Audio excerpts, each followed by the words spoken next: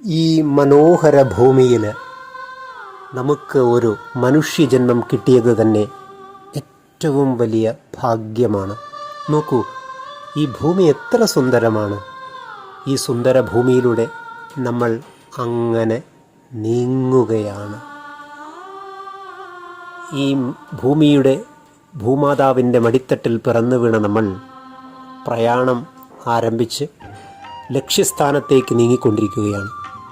എങ്ങനെയാണോ ഈ വാഹനം ലക്ഷ്യസ്ഥാനത്തേക്ക് നീങ്ങുന്നത്, അതുപോലെ തന്നെ നമ്മുടെ ജീവിതവും നീങ്ങിക്കൊണ്ടേയിരിക്കുന്നു. നമ്മളോട് മത്സരിക്കുവാൻ ഈ വാഹനം മറ്റു വാഹനങ്ങളെ പോലെ തന്നെ ഒരുപാട് ആളുകളും ഒരുപാട് കാര്യങ്ങളും ഉണ്ടാവും. നമ്മളെ പിന്തുടർന്നും ഒരുപാട് ആളുകളുണ്ടാവും. എങ്കിലും നമ്മളുടെ ലക്ഷ്യസ്ഥാനം ജഗദീശ്വരനിലേക്ക് എത്തിച്ചേരുക എന്നതാണ്. ഈ ജീവിത വഴിയിൽ ഒരുപാട് കഷ്ടങ്ങളും നഷ്ടങ്ങളും ഒക്കെ ഉണ്ടാവും. എങ്കിലും നമ്മൾ എങ്ങനെയാണോ ഒരു വണ്ടിയുടെ ഡ്രൈവർ വളരെ ശ്രദ്ധയോടുകൂടി റോഡിലൂടെ വണ്ടി ഓടിച്ചു പോകുന്നത്, അതുപോലെ തന്നെ നമ്മളുടെ വിവേകബുദ്ധി ഉപയോഗപ്പെടുത്തി ശ്രദ്ധയോടുകൂടി നീങ്ങേണ്ടത് ആവശ്യമാണ്. ജീവിതത്തിൽ ലാഭങ്ങളും നഷ്ടങ്ങളും ഒക്കെ ഉണ്ടാവും.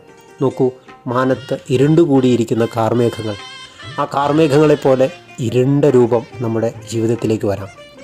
അതുപോലെ തന്നെ ഒരു ഭാഗത്ത് തെളിഞ്ഞ മേഘങ്ങൾ നമുക്ക് കാണാം. അവിടെ സൂര്യൻ്റെ സ്ഫുരണം എന്ന് പറഞ്ഞാൽ ഭാഗ്യത്തിൻ്റെ അംശങ്ങളും അവിടെയുണ്ട്.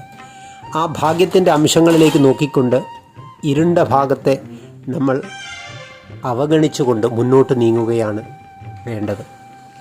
അത് കഴിഞ്ഞ് നമ്മൾ തെളിഞ്ഞ മനോഹരമായിട്ടുള്ള ഈ ദൃശ്യങ്ങൾ വിട്ട് പതുക്കെ നമ്മൾ മുന്നോട്ട് വളരെ ഇരുണ്ട ഗുഹയിലൂടെ യാത്ര ചെയ്യേണ്ടി വരും. ഭയം തോന്നിയേക്കാം നമുക്ക്. എങ്കിലും നമുക്ക് ദൂരെ നിന്ന് കാണുന്ന ആ ഒരു പ്രകാശം നമുക്ക് ഏറ്റവും കൂടുതൽ പ്രതീക്ഷ നൽകുന്നു. നോക്കൂ, അങ്ങകലെ ആ പ്രകാശം നമ്മളെ മാടി വിളിക്കുന്നു. അതിനാൽ ഈ ഇരുണ്ട ഗുഹയിൽ നിന്നുള്ള ഭയം നമുക്ക് ആവശ്യമില്ല. ആ പ്രകാശമാണ് നമ്മളുടെ ലക്ഷ്യം.